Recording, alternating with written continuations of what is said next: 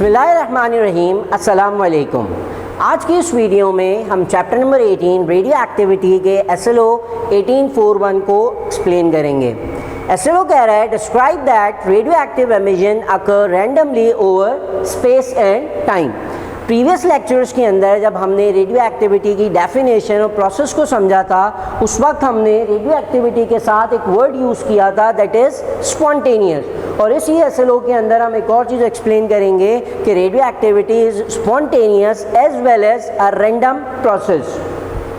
Spontaneous का मतलब हमने वहाँ समझा था कि स्पॉन्टेनियस का मतलब होता है खुद ब खुद।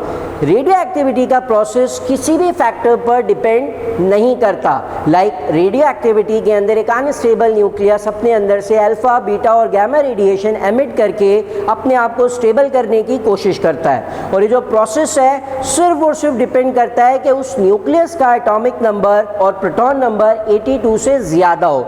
अगर एटॉमिक नंबर 82 से ज़्यादा है तो इसके अलावा और कोई फैक्टर नहीं है जो कि इस प्रोसेस को इफ़ेक्ट करता हो।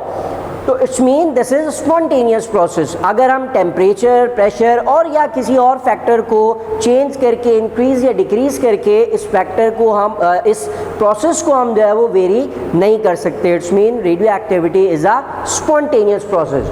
अब हम समझते हैं कि रेडियो एक्टिविटी रैंडम प्रोसेस कैसे। फॉर एग्ज़ाम्पल हमारे पास एक सैंपल है,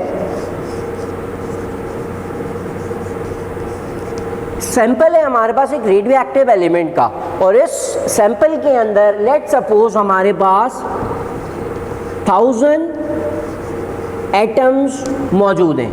किसी भी रेडियो एक्टिव सैंपल के हमारे पास उसके अंदर 1000 एटम्स मौजूद हैं। और अब हमें पता है कि रेडियो एक्टिव एलिमेंट का हर एटम, हर न्यूक्लियस अनस्टेबल होता है और वो स्टेबिलिटी हासिल करने के लिए डिके करता है, रेडियो एक्टिव रेडिएशंस एमिट करता है और स्टेबल होने की कोशिश करता है।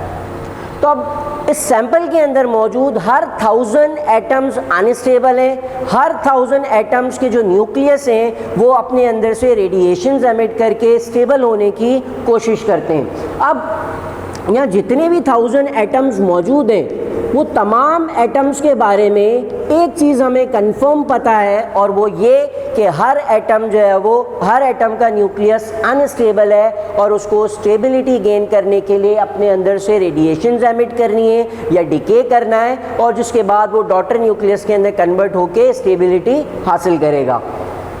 तो रैंडम का मतलब यहाँ पर ये है कि इन 1000 में से for example first atom, second atom, third atom से लेकर टोटल 1000 एटम्स उसके अंदर मौजूद हैं। मगर रैंडम का मतलब ये है कि इन 1000 एटम्स में से सबसे पहले ये सारे एटम्स एक साथ डिके नहीं करते। एक ख़ास पैटर्न होता है, ख़ास टाइम होता है जिसके अंदर एक पर्टिकुलर अमाउंट ऑफ एटम जो है वो डिके करते हैं। रिमेनिंग जो एटम्स हैं वो as it is parent nucleus या अनस्टेबल न्यूक्लियस की फॉर्म में ही रहते हैं। इट्स मीन सारे एटम्स एक साथ डिके नहीं करते। इन 1000 एटम्स में से कुछ एटम्स होंगे जो एक पर्टिकुलर स्पैन ऑफ टाइम के अंदर डिके करेंगे और वो डॉटर न्यूक्लियस के अंदर कन्वर्ट हो जाएंगे। और डॉटर के अंदर अगर कन्वर्ट हो जाएंगे तो पेरेंट न्यूक्लियस के जो टोटल नंबर ऑफ एटम्स हैं वो आहिस्ता आहिस्ता डिक्रीज होते जाएंगे। तो इन 1000 एटम्स में से कौन सा एटम कब डिके करेगा, कब डॉटर के अंदर कन्वर्ट होगा, ये हम एक परफेक्ट टाइमिंग के साथ नहीं बता सकते कि दिस पर्टिकुलर टाइम पर ये वाला एटम डिके करेगा या किसी एक पर्टिकुलर टाइम पे ये वाला एटम जो है वो डिके करेगा या डॉटर न्यूक्लियस के अंदर कन्वर्ट करेगा। तो इट्स मीन इन तमाम 1000 एटम्स के अंदर जो है वो ये रेडियो एक्टिविटी का प्रोसेस तो ज़रूर होगा, बट हम ये श्योरिटी के साथ नहीं कह सकते कि किस पर्टिकुलर टाइम पे कौन सा एटम डिके करेगा। तो इट्स मीन कि जो रेडियो एक्टिविटी है वो एक कम्प्लीटली रैंडम प्रोसेस है। किसी भी पर्टिकुलर टाइम में हम ये नहीं बता सकते कि कौन सा एटम कब डिके करेगा। हाँ, मगर हम ये बात लाजमी श्योरिटी के साथ कह सकते हैं कि जो 1000 एटम्स हैं ये सारे के सारे एटम्स अनस्टेबल हैं। तमाम के तमाम एटम्स रेडिएशंस एमिट करेंगे और डॉटर न्यूक्लियस के अंदर कन्वर्ट होंगे। बट एक ख़ास टाइम पीरियड के अंदर हम ये श्योरिटी के साथ किसी एक पर्टिकुलर एटम के बारे में नहीं बता सकते कि ये पर्टिकुलर एटम कब डिके करेगा।